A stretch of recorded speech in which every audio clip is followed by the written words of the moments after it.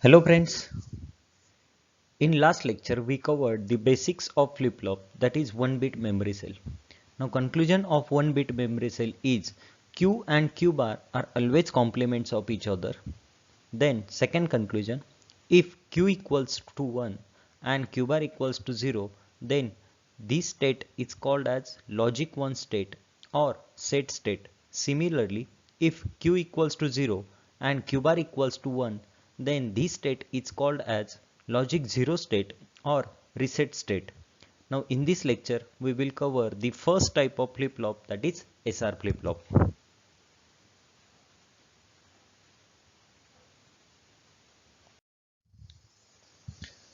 Now what is SR flip-flop? Now for SR flip-flop there are total number of two inputs, that is S and R.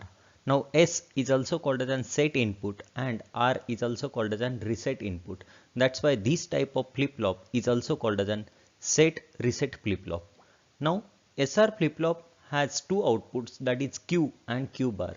The Q output considered as a normal output and the other output, that is Q bar, is just a complement of Q.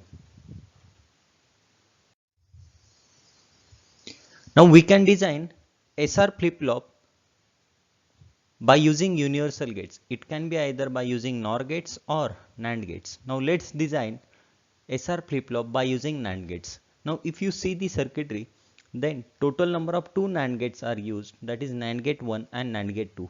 Now input to your NAND gate 1 is reset, that is R, and output of NAND gate 1 is Q. Similarly, input to NAND gate 2 is set, that is S, and output is Q bar.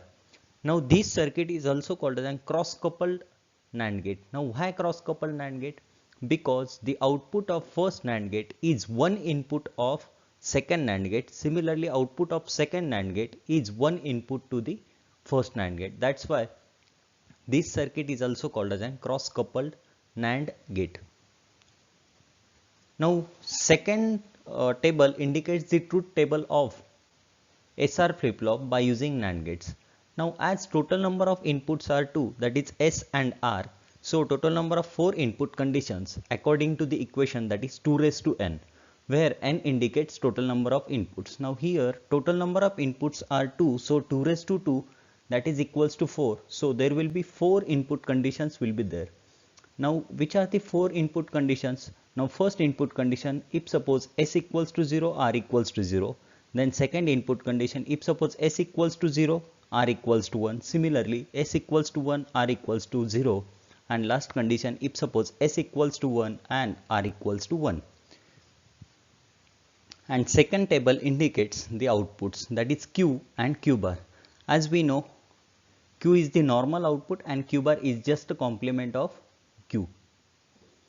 Now for first condition, if suppose S equals to 0 and R equals to 0, then our flip-flop will be in rest condition. Now what is rest condition?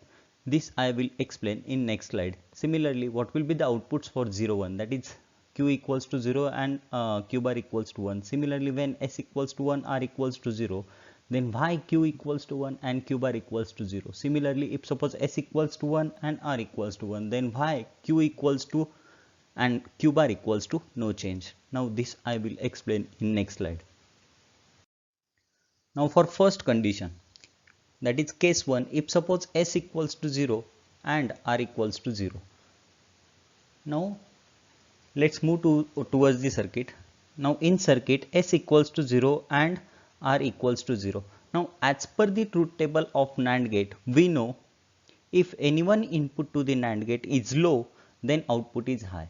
Means for first three conditions, that is 0 0, 0 1 and 1 0, output of NAND gate is always equals to 1, because one input to the NAND gate is low, that's why output is high. Similarly, if both the inputs are high, then and then only output will be low. That is the conclusion of the truth table of NAND gate. Now to check the first condition, that is when S equals to 0 and R equals to 0. Now when S equals to 0 and R equals to 0, both Q as well as Q bar are forced to be equals to 1, because as per the truth table of your NAND gate, if any one input is low, then output is compulsory to be equals to 1 or high. Now As we know, the conclusion of 1-bit memory cell, Q and Q bar are always be complements of each other. Complements of each other means, yes, if suppose Q equals to 0, then Q bar should be equals to 1. Similarly, if suppose Q equals to 1, then Q bar should be equals to 0. But when S equals to 0 and R equals to 0, for this condition, Q and Q bar are compulsory to be equals to 1. So this state is also called as an indeterminate state, or hence we are going to avoid this state, and this condition is also called as an rest condition.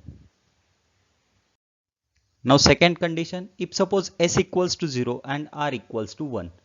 Now if suppose S equals to 0 and R equals to 1, then according to the truth table of NAND gate, if any one input to the NAND gate is low, then output is considered to be high.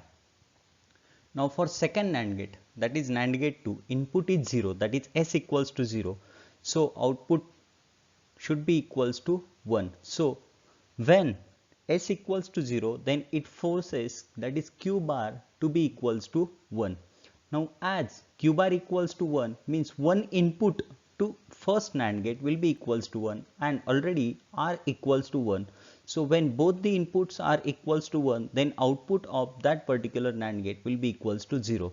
So the output of NAND gate 1, which is equals to 0, means Q equals to 0. Now when Q equals to 0, then Q bar equals to 1. Thus when S equals to 0 and R equals to 1, the outputs, that is Q equals to 0 and Q bar equals to 1.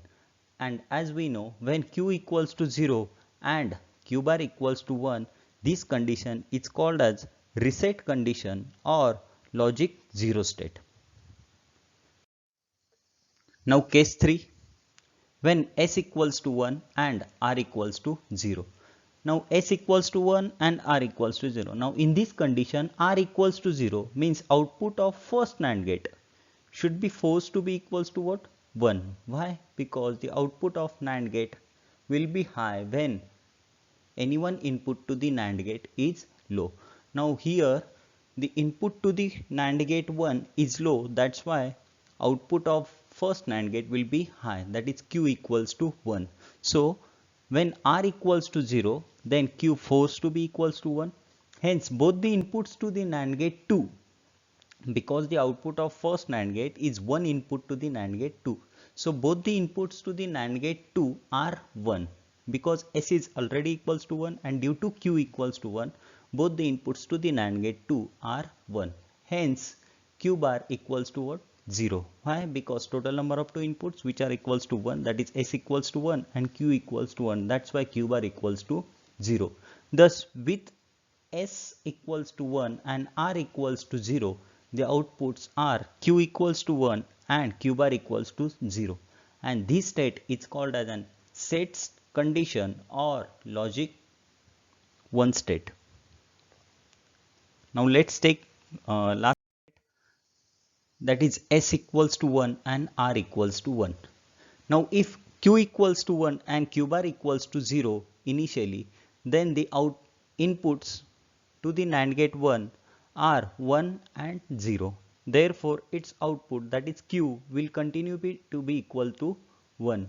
Similarly, the inputs to the NAND gate 2 are 1 1. Therefore its output, that is Q bar, will continue to be equals to 0. Thus there is no change in the outputs. Similarly, if we check another condition, that is if suppose Q equals to 0. Now why we are going to check these conditions? Because S equals to 1 and R equals to 1. For first three conditions, that is 0 0 0 1 and 1 0, it is possible to predict what will be the output of that particular NAND gate. Because as per the truth table of your NAND gate, if any one input is low, then output is compulsory to be high. But for this case, S equals to 1 and R equals to 1. That's why we are going to check these two conditions, that is when Q equals to 1 and Q equals to 0. Now for second condition, if suppose Q equals to 0 and Q bar equals to 1 initially, then the inputs to the NAND gate 1 are 1 1. Therefore its output, that is Q, will continue to be equals to 0.